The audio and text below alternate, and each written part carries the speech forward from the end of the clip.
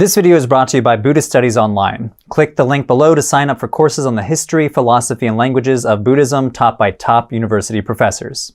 Buddhism is a complex religious and philosophical tradition with over 500 million adherents that spans 2,500 years of history. As Buddhism has developed over its long history, it's marked by constant reinterpretation of central ideas, introduction of new scriptures and practices, and intermingling with local traditions in the places where Buddhism has spread.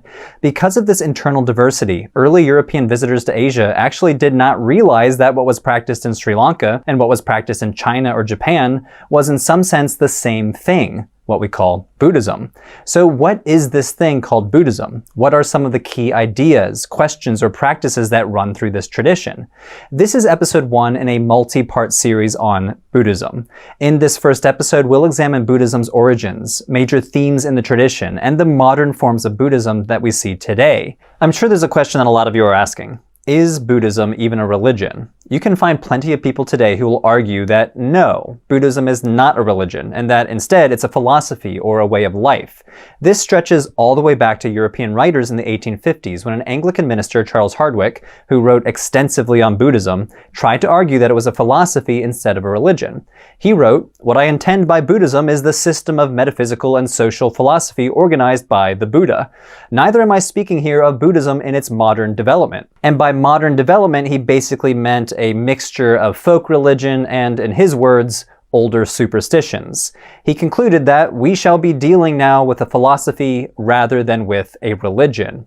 And sure, if you remove rituals and beliefs and sacred writings and institutions like monks and nuns, I guess what's left over is a metaphysical and social philosophy. But what we're seeing here is Hardwicke's explicitly Protestant Christian understanding of religion, a definition of religion that focuses strongly on belief in a monotheistic creator God and de-emphasizing ritual. When we run into this question, it's important to remember that religion as a category has been defined in different ways, by different people, and for different purposes. So when someone asks, "Is Buddhism a religion?" one good question to ask back is, how are you defining religion?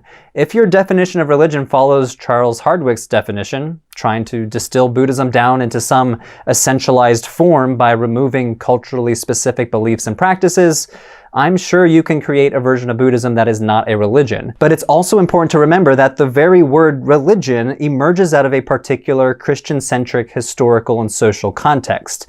There's not actually a word in any Asian language that corresponds directly to the English concept of religion. Another good question to ask is, why do they think it matters whether Buddhism is a religion or not?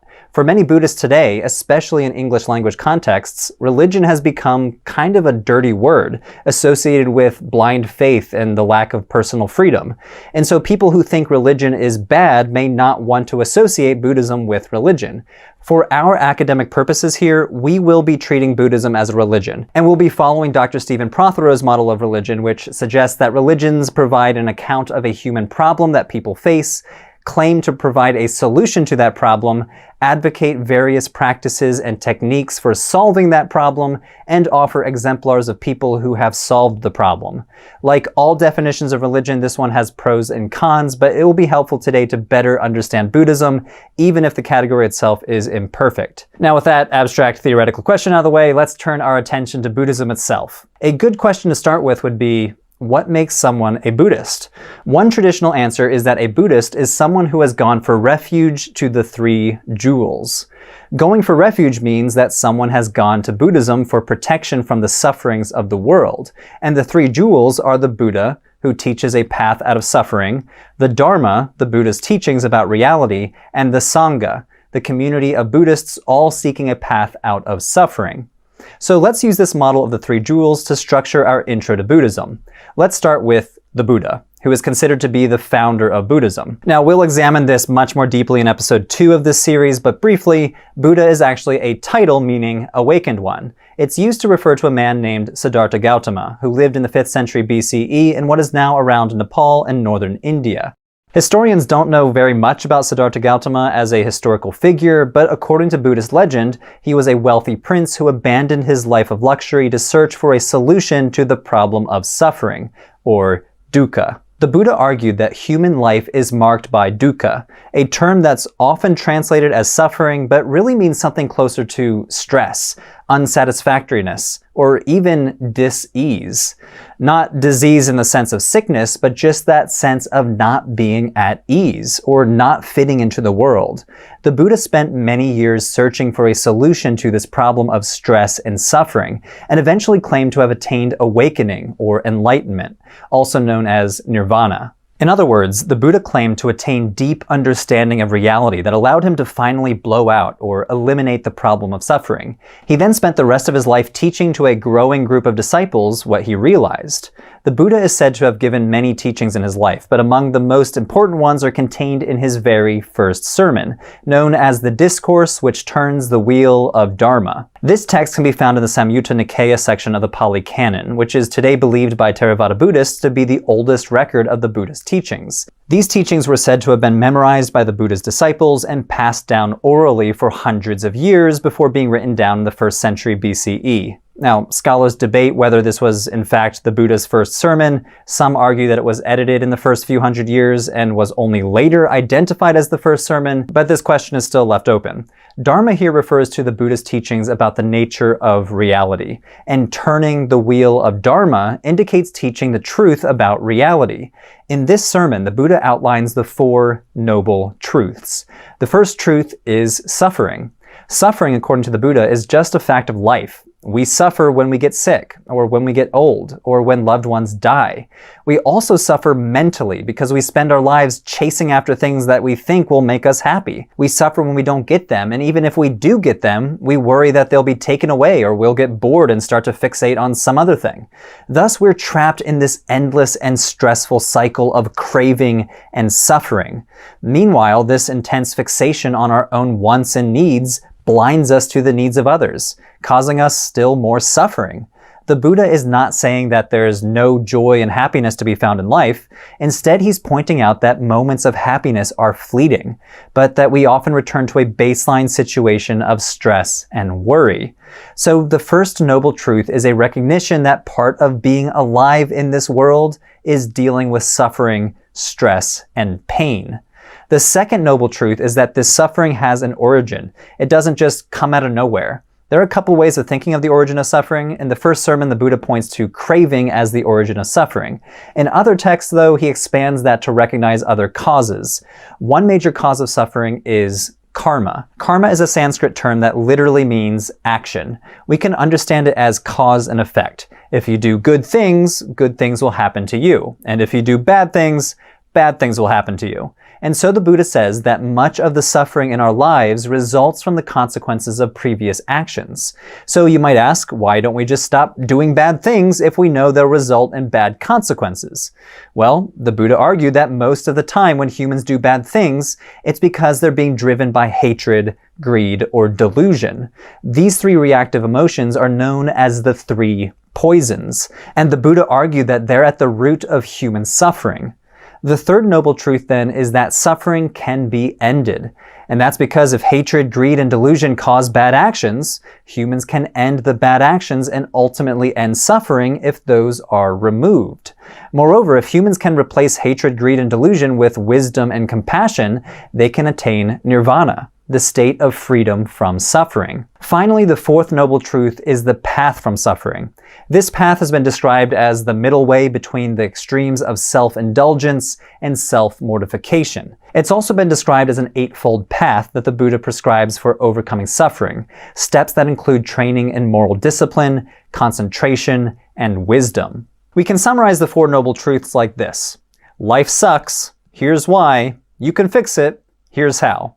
Or to use a metaphor that the Buddha himself is said to have used repeatedly in the Pali Canon, the Buddha is like a doctor who observes symptoms, offers a diagnosis, makes a prognosis, and then offers a treatment. 2 important ideas emerge from this central teaching. First, all things are impermanent, meaning that everything is changing all the time.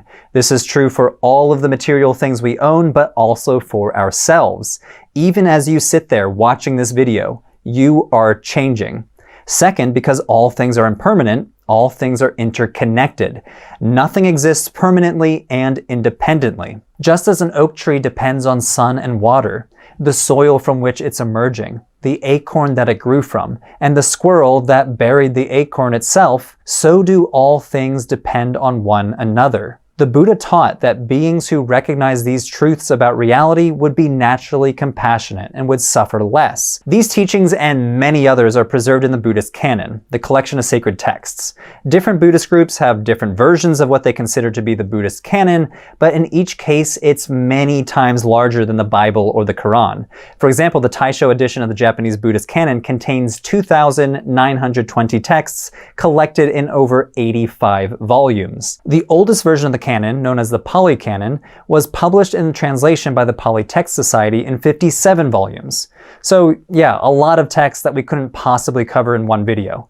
Let's turn now to the third jewel, the Buddhist community or the Sangha. While the Buddha was teaching, he gained many followers. However, not all of these followers undertook the same kind of practices. That is, the Buddha did not present a single set of teachings and practices that are one size fits all. Instead, he taught a general path for beings to follow. This is known as the teaching of the gradual or graduated path. The starting point is ordinary desire and suffering, and the end point is awakening to freedom from suffering, or nirvana. According to the Buddha, the path from the starting point to nirvana takes many lifetimes to fully traverse, as we're born again and again in an unsatisfactory cycle called samsara. Some beings may be at one stage in the path and so should focus on certain kinds of practices. Other beings may be at another point along that path and so should focus on different sorts of practices. At the beginning of the path are lay people who form the majority of Buddhists. For them, nirvana is a distant and mostly unachievable goal, and so they generally focus on generating merit and good karma. They do this by cultivating generosity, by making donations to the monks and nuns, by making offerings to images, or generally trying to accumulate merit and good karma in hopes of attaining a good rebirth in the next life. They also might take vows as a way of cultivating purity and moral discipline. For the most part, scholars believe that most lay Buddhists rarely or never studied Buddhist scriptures or meditated themselves. They were way too busy working or taking care of kids to do stuff like that. Instead, they hoped that by accumulating merit, they might be reborn as a monk or a nun in a future life. The next step along the path, as I just alluded to, is becoming a monk or a nun. Monks and nuns shave their heads, wear robes, and give up ordinary family life in order to focus on following the Buddha's path out of suffering. They undertook practices such as memorizing and reciting the Buddhist scriptures, performing rituals aimed at generating good karma, and generally trying to cultivate moral discipline. Even further along the path, advanced monks and nuns might take up the philosophical study of Buddhist texts or meditation practices. As we'll examine in episode 3 of this series, these meditation practices aimed at cultivating mental concentration and deep personal realization of the truth of the Buddha's teachings. This was thought to be able to lead to awakening and escape from the problem of suffering. These days, Buddhism and meditation are often stereotypically conflated, such that people think that Buddhism is all about meditation. And while it might be true that meditation is very important to Buddhism, because it's a key technique for realizing the truth about reality, it has usually been thought of as an advanced technique, rather than one that all Buddhists can or should do. Instead, for most Buddhists throughout time, the focus was on everyday practices such as ritual and generosity. Still, we can say that each stage of the gradual path is focused on gradually transforming the mind in order to prepare for the next stage of the path, and to get a little bit closer to awakening. To continue our exploration of the broader Buddhist community, I want to say a little bit about the different forms of Buddhism that are around today. Each form deserves its own video, but it's worth summarizing them here. As Buddhists throughout history interpreted and reinterpreted the Buddha's teachings, new schools of thought and practice emerged. Today we can think of Buddhists as living in 3 broad traditions. They share many of the same ideas and practices, but they also differ about what texts they consider to be the best representation of the Buddha's teaching, and also how they understand Buddhahood itself. Each of these forms of Buddhism is also shaped by long interaction with the cultures where they took root. Monks and nuns in each of these places also wear somewhat different robes and follow somewhat different versions of the monastic code. First, we have Theravada Buddhism, which is practiced in much of Southeast Asia, including Sri Lanka, Myanmar, Cambodia, Laos, and Thailand. Theravada Buddhists consider themselves to be practicing the form of Buddhism that is closest to what early Buddhist communities would have practiced. They enshrine the Pali Canon, a collection of texts composed in the ancient language of Pali that is believed to go back to the Buddha's lifetime. In these texts, the Buddha is portrayed as a relatively human figure who teaches individuals the long and gradual path out of suffering, which is assumed to take many millions of lifetimes. Next, we have forms of Buddhism as it's practiced in China, Korea, Japan, and Vietnam. These forms of Buddhism largely follow a school of Buddhism known as the Mahayana, literally the Great Vehicle. This is a school of Buddhist thought that emerged in the early centuries of the Common Era. It introduced new Buddhist scriptures and ideas, including the notion that Siddhartha Gautama was only the emanation of a fundamental principle of awakening that pervades the whole universe.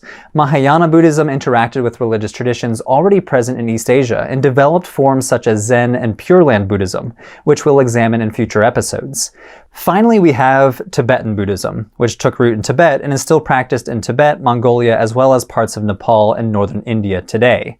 Tibetan Buddhists also consider themselves to be part of the Mahayana or Great Vehicle, but their orientation towards Mahayana Buddhism is deeply influenced by a group of texts called Tantras that Tibetan Buddhists consider scripture. These books outline complex philosophical ideas and ritual practices aimed at attaining awakening as quickly as a single lifetime. They are thus considered to be representatives of Vajrayana Buddhism, which literally means the diamond vehicle. The most famous representative of this form of Buddhism is His Holiness the Dalai Lama, who is considered to be an emanation of a bodhisattva himself. So to summarize the key themes, the first is that Buddhist traditions are very diverse. Here I focused on some of the earliest and most influential ideas and practices, but the highly localized quality of Buddhism means that it's important to remind ourselves that particular manifestations of Buddhism may be quite different than this general picture. Buddhism has also continually evolved over its 2,500-year history, and it continues to change today. No single video can capture the complexity of all 2,500 years. That said, the second point I want to reiterate is that certain questions and concerns do run throughout Buddhist traditions. The first is the continual emphasis on the three jewels: the Buddha, the Dharma, aka the Buddha's teachings, and the Sangha, the Buddhist community. In addition, we see a pervasive concern to recognize and overcome the problem of suffering, a recognition that so much suffering stems from our own ingrained mental habits, and a commitment to cultivation to remove these causes of suffering. Moreover, Buddhism is grounded in a worldview that takes impermanence and interdependence as the fundamental nature of reality. If you'd like to learn more about Buddhism, then I'd really recommend that you check out today's sponsor, Buddhist Studies Online. Buddhist Studies Online is an educational platform that offers online courses on the history, philosophy, and languages of Buddhism.